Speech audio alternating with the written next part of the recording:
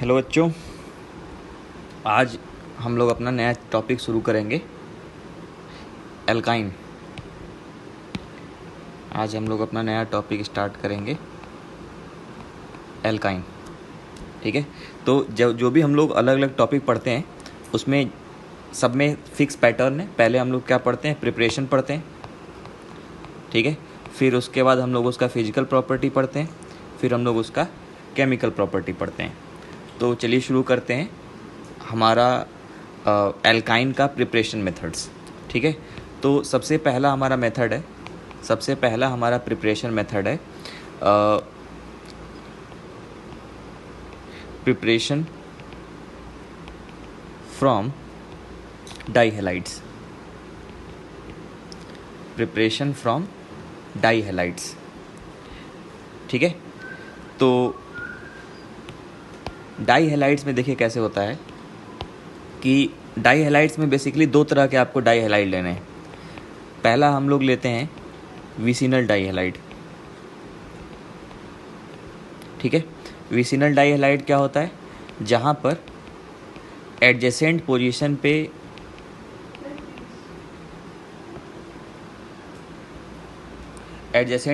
पे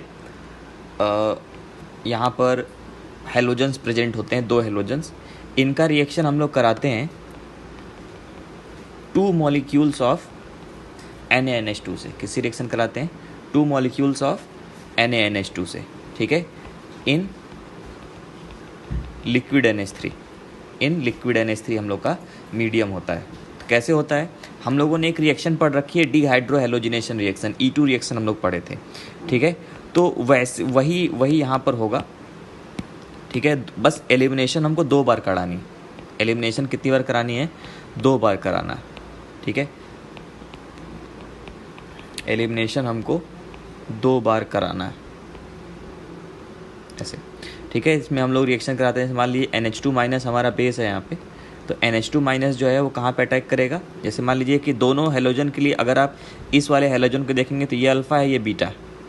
ठीक है। इस हेलोजन को देखेंगे तो ये अल्फ़ा है, ये बीटा है। ठीक है। तो जैसे मान लीजिए कि मैं अगर इस वाले हाइड्रोजन पे अटैक करता हूँ तो इसका जो बॉन्ड है वो इसके अल्फ़ा कार्बन की तरफ जाएगा और इसके हेलोजन को बाहर निकाल देगा। ठीक। तो क्या बन जाएगा, C डबल बॉन्ड CX। ठीक है। डबल बॉन्ड बन गया। अब क्योंकि मैंने 2 मॉलिक्यूल लिए थे तो अभी भी मेरा एक मॉलिक्यूल बेस का क्या, 1 मोल बेस का भी बचा हुआ है। अब वो जाएगा दूसरे हाइड्रोजन के ऊपर अटैक करेगा, वो उस हाइड्रोजन को वहाँ से निकालेगा और उस हाइड्रोजन का जो सिग्मा बॉन्ड है वो आएगा किसकी तरफ, अपने अल्फ़ा हेलोजन की तरफ, और क्या करेगा, बाहर निकाल देगा किसको, हेलोजन को, और उसकी जगह पर क्या बन जाएगा, एक और पाई बॉन्ड। तो हमारा क्या बन जाएगा, carbon carbon triple bond. Clear. ये है हमारा मेथड। अब इस पे बहुत इजी क्वेश्चन बनते हैं। जैसे मान लीजिए कि अगर आपको क्वेश्चन जैसे मान लीजिए दिया जाए कि CH3 CHCl CH2Cl। ठीक है। इसका रिएक्शन हम लोग करा रहे हैं किसके साथ, NaNH2 के साथ। ठीक है। तब क्या होगा, दोनों कार्बन पे से एक हाइड्रोजन और एक हेलोजन निकल जाएगा। ठीक है। और क्या बनेगा, ये। ठीक। ऐसे ना, मान लीजिए ऐसे बन रखा है, ये इस तरीके से है। इसका रिएक्शन हम लोग करा रहे हैं 2 NaNH2 के साथ। ठीक है। तो हमारा ये बन जाएगा। क्लियर। ये हमारा प्रोडक्ट बन रहा है। ठीक है। तो विसिनल डाईहेलाइड का रिएक्शन अगर आप 2 NaNH2 से कराएंगे तो आपको हमेशा क्या मिलेगा, हमेशा आपको क्या मिलेगा, एल्काइन मिलेगा। ठीक है। इसमें एक और बात ध्यान देनी है कि जैसे वहाँ पे हम लोग एल्कोहलिक KOH यूज कर रहे थे, वहाँ पे हम लोग क्या यूज कर रहे थे, एल्कोहलिक KOH। ठीक है। एलिमिनेशन में अगर आप एल्कोहलिक KOH यूज करते हैं, अगर आप एल्कोहलिक KOH यूज करते हैं, अगर आप एल्कोहलिक KOH यूज करते हैं, ठीक है, एल्कोहलिक KOH यूज करते हैं, तो क्या होगा कि एक ही हैलोजन बाहर निकलेगा, ठीक है, एक ही हैलोजन जो है वो बाहर निकलेगा, एक बच जाएगा, ठीक।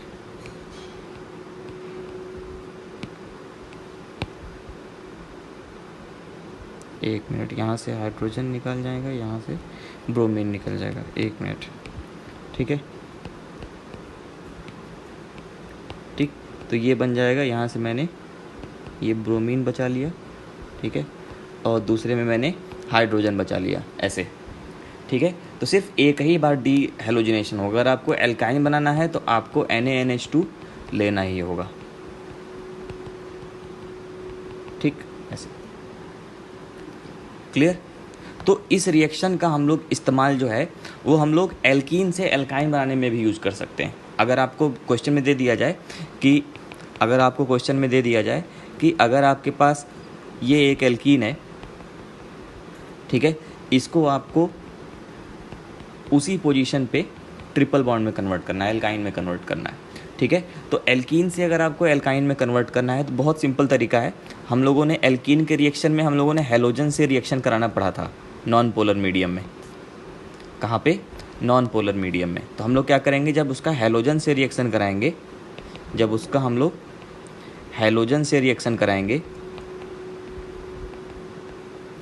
तो क्या बन जाएगा, पाई बॉन्ड टूट जाएगा, उसकी जगह पे हमको क्या मिलेगा, विसिनल डाइहैलाइड बन जाएगा। अब उसका रिएक्शन हम लोग किससे करा देंगे, 2NaNH2 से। दोनों वहाँ से दोनों ब्रोमीन निकलेंगे, दोनों हाइड्रोजन निकलेंगे, और वहाँ पे आपका क्या बन जाएगा, ट्रिपल बॉन्ड। आई बात समझ में, ठीक है। तो अगर आपको कभी भी एल्कीन से एल्काइन बनाना है, क्या बनाना है, एल्कीन से एल्काइन बनाना है, तो आप पहले किससे रिएक्शन कराएंगे, ठीक है। अगर आपको एल्कीन से एल्काइन बनाना है, तो सबसे पहले आप एल्कीन का रिएक्शन किससे कराएंगे, हैलोजन से कराएंगे, ठीक है, CCl4 में, ठीक। फिर आपको क्या मिलेगा, विसिनल डाइहैलाइड, ठीक है। और फिर इसका रिएक्शन हम लोग किससे करा देंगे, 2NaNH2 से। आई बात समझ में। तो आपका क्या बन जाएगा, एल्काइन बन जाएगा, क्लियर। तो ये बात हमेशा ध्यान रखेंगे। तो ये तो हो गया विसिनल डाइहैलाइड से। दूसरा है, अगर आपको जेमिनल डाइहैलाइड से बनाना है, जेम डाइहैलाइड से बनाना है, ठीक है, सेम वही प्रोसेस है, एकदम सेम प्रोसेस है, ठीक है, ठीक, एकदम सेम प्रोसेस है। मैं इसका रिएक्शन कराता हूँ किससे, 2NaNH2 से, ठीक है। क्या होगा, दो रिएक्शन होगी, पहले तो जेम डाइहैलाइड बना लिया, फिर इसके बाद ऐसे, ठीक है, NH2- से रिएक्शन कराते हैं। तो अगर आप दोनों हैलोजन के लिए देखिए तो यही अल्फा कार्बन है और ये बीटा कार्बन है, ठीक है। बीटा कार्बन पे क्या प्रेजेंट है, हाइड्रोजन प्रेजेंट है, तो इसके ऊपर बीटा हाइड्रोजन के ऊपर अटैक होगा, ये आपका हाइड्रोजन का बॉन्ड कार्बन की तरफ आएगा और हैलोजन क्या होगा, वहाँ से बाहर निकल जाएगा। तो क्या बन जाएगा, ये हो जाएगा Cl डबल बॉन्ड CH2, ठीक है। फिर ये अटैक करेगा किसके ऊपर, NH2- के ऊपर, ठीक है। ये इधर आएगा, ये बाहर निकल जाएगा, क्या बन जाएगा, CH3 C triple bond CH, ठीक। तो ये आई बात समझ में।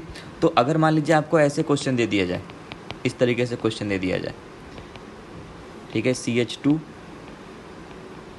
चलिए इसको भी आगे मैं डिस्कस करूँगा, अभी मैंने उसका रिएक्शन पढ़ाया ही नहीं, ठीक है। एल्काइन का रिएक्शन तो हम लोग पढ़े नहीं है, एल्काइन का सिर्फ क्या पढ़े, प्रिपरेशन पढ़ रहे हैं अभी तो, ठीक। तो ये है, तो मतलब अगर आपको जेमिनल डाइहैलाइड दिया हो या विसिनल डाइहैलाइड दिया हो, तो आपको उससे अगर एल्काइन बनाना है तो आप सिंपली क्या करेंगे, रिएक्शन करा देंगे किसके साथ, 2NaNH2 के साथ, क्लियर, एकदम समझ में आ गया। चलो अब आगे बढ़ते हैं, ठीक है। अब आते हैं हम लोग अपने दूसरे मेथड पे, ठीक, मतलब दूसरे सब्सटेंस से। अगर आपके पास फ्रॉम टेट्राहेलाइड, अगर आपके पास कोई टेट्राहेलाइड है, अगर आपके पास कोई टेट्राहेलाइड है और टेट्राहेलाइड में चारों हेलोजन एडजेसेंट पोजीशन पे होने चाहिए, टेट्राहेलाइड में चारों हेलोजन कहाँ पे होने चाहिए, एडजेसेंट पोजीशन पे होने चाहिए ऐसे, ठीक है। इसका रिएक्शन जिंक, इसको मैंने पहले भी पढ़ाया था एल्कीन में भी, जिंक डस्ट या NaI और एसीटोन से करा रहे हैं, NaI और एसीटोन से करा रहे हैं, तो मैंने बताया था कि यहाँ पे डी हेलोजिनेशन रिएक्शन होती है, इसके पहले डी हाइड्रो हेलोजिनेशन हुआ था, ये क्या हो रहा है, ये हो रहा है डी हेलोजिनेशन रिएक्शन,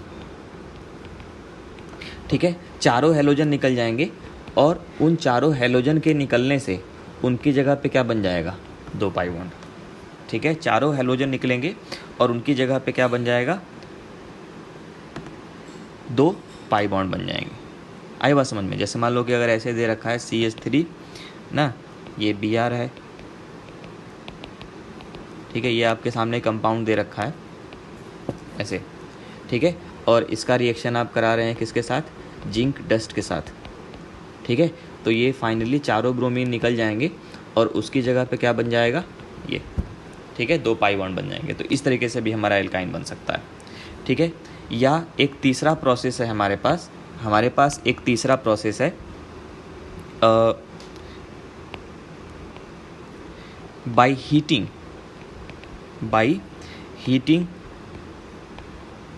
हेलोफॉर्म, ठीक है। हेलोफॉर्म क्या होता है, CH(X3) विद सिल्वर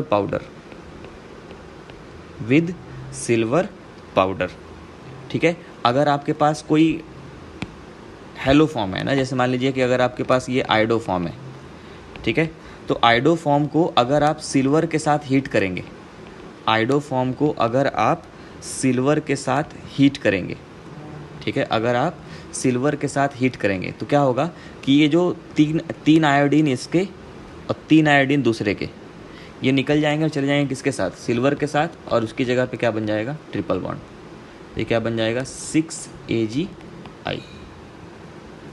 ठीक है। तो हमारा प्रोडक्ट क्या बन गया, इथाइन, ठीक है। तो ऐसे वो कुछ भी हो सकता है, ठीक। तो मतलब मोस्टली आपको इसी पे पूछा जाएगा, वो हेलो फॉर्म पे, क्लियर। तो ये हमारे पास मेथड्स हैं क्या बनाने के लिए, फ्रॉम, अगर आपके पास कोई हैलाइड हो, ठीक है, डाई हैलाइड से पहले हमने डाई हैलाइड से पढ़ा, दूसरा हमने टेट्रा हैलाइड से पढ़ा, तीसरा हमने ट्राई हैलाइड से पढ़ा, ठीक है। एक और हम लोगों ने रिएक्शन पढ़ी थी, पता नहीं शायद आपको याद है कि नहीं, कि अब कोई ज़्यादा दिन तो हुआ नहीं है, ठीक है।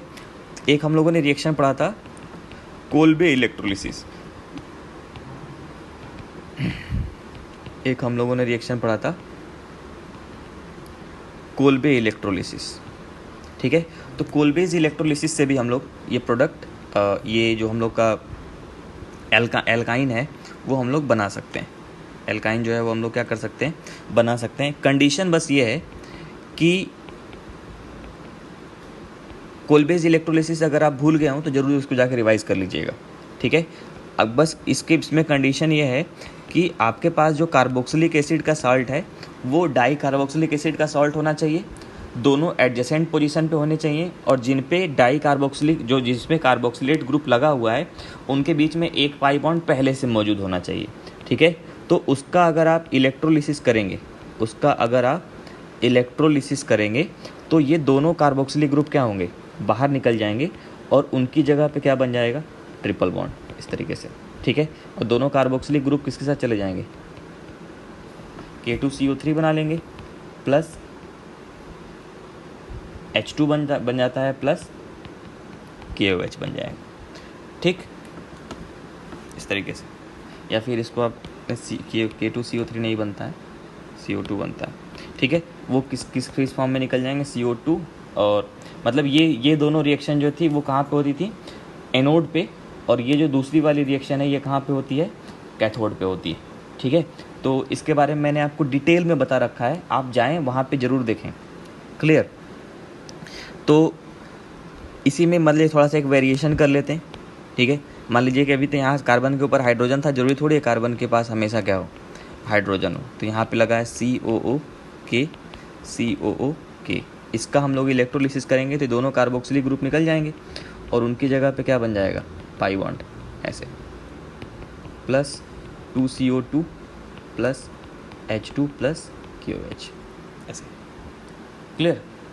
तो ये हम लोग इस तरीके से कार्बोक्सिलेट आयन से भी बना सकते हैं क्या, जो हमारा एल्काइन है। ठीक है, इसके अलावा कुछ हमारे पास स्पेशल मेथड्स भी हैं, कुछ हमारे पास इनऑर्गेनिक कंपाउंड्स भी हैं जिनसे हम लोग क्या कर सकते हैं, फ्रॉम हाइड्रोलिसिस ऑफ कार्बाइड्स। कुछ ऐसे कार्बाइड्स हैं जिनका अगर हम लोग हाइड्रोलिसिस करें तब भी हमको एल्काइन मिलता है, जैसे CaC2 है, कैल्शियम कार्बाइड। ठीक है, इसका अगर आप वाटर से रिएक्शन कराएंगे तो आपको मिलेगा कैल्शियम हाइड्रोक्साइड प्लस इथाइन मिलता है, प्लस क्या मिलता है, इथाइन मिलता है। कैसे? सिंपल सा है, अगर आप कैल्शियम कार्बाइड का अंदर देखेंगे तो ये कार्बाइड इस तरीके से होता है, ऐसे एक एक निगेटिव चार्ज दोनों कार्बन के ऊपर होते हैं। तो एक निगेटिव, दोनों कार्बन के पास एक निगेटिव चार्ज है, दोनों वाटर से क्या करिए, एक एक हाइड्रोजन लिए, क्या बन गया, इथाइन। अब वाटर में क्या बच जाएगा, 2 OH, वो दोनों OH चले जाएंगे किसके पास, कैल्शियम के पास। या फिर आपके पास मैग्नीशियम कार्बाइड हो, ठीक है, मैग्नीशियम कार्बाइड का अगर आप हाइड्रोलिसिस करेंगे, अगर आप मैग्नीशियम कार्बाइड का हाइड्रोलिसिस करेंगे तब आपको क्या मिलेगा, मैग्नीशियम हाइड्रोक्साइड मिलेगा, प्लस यहाँ पे इथाइन नहीं मिलता है, यहाँ पे क्या मिलता है, प्रोमाइन मिलता है, क्योंकि यहाँ पे कार्बन के ऊपर 4 नेगेटिव चार्ज थे, 3 नेगेटिव चार्ज पहले वाले पे, तो 1 नेगेटिव। इसको अगर आप बनाएंगे ना, इसको आप ऐसे बना सकते हैं, ये वाला जो कार्बाइड है ये इस तरीके से 3 नेगेटिव C, ये नेगेटिव ऐसे। ठीक है, तो ये जो तीन नेगेटिव वाले पे 3 हाइड्रोजन लग गया, एक नेगेटिव वाले पे 1 हाइड्रोजन लग गया, तो यहाँ पे क्या बन जाता है आपका, प्रोपाइन। ठीक है, एक बात ध्यान रखेंगे, इथाइन जो होता है, इथाइन, इसी को हम लोग एसिटाइलिन भी बोलते हैं, इसी को क्या बोलते हैं हम लोग, एसिटाइलिन। तो ऐसा ना हो जाए कि आप इथाइन खोजें ऑप्शन में और ऑप्शन में क्या लिखा हो, एसिटाइलिन, और आप छोड़ के चले आएँ। ठीक है, कई लोग इथाइन और इथाइलिन में कन्फ्यूज हो जाते हैं। तो इथाइन और इथाइलिन जो है वो अलग अलग होता है, इथाइलिन इथीन होता है, ठीक है, और इथाइन जो होता है वो एसिटाइलिन होता है। क्लियर? तो इन बातों का हम लोग क्या करेंगे, ध्यान रखेंगे। ठीक, तो ये है हमारा, ये सारे थे हमारे प्रिपरेशन मेथड्स ऑफ एल्काइन। ठीक, अब आते हैं फिजिकल प्रॉपर्टीज़ पे। किस पे आते हैं, फिजिकल प्रॉपर्टीज़ पे। ठीक है, तो फिजिकल प्रॉपर्टीज़ जो हैं वो मोर और लेस किसकी तरीके से ही हैं, एल्कीन जैसे ही हैं। ठीक है, मोर और लेस एल्कीन जैसे ही हैं। ये जितने भी एल्काइंस होते हैं ये वीकली पोलर होते हैं। ठीक है, इनकी पोलैरिटी बहुत क्या होती है, कम होती है। ठीक है, और इनका जो मेल्टिंग पॉइंट और बॉइलिंग पॉइंट होता है, ठीक है, melting point and boiling points of alkyne are slightly higher than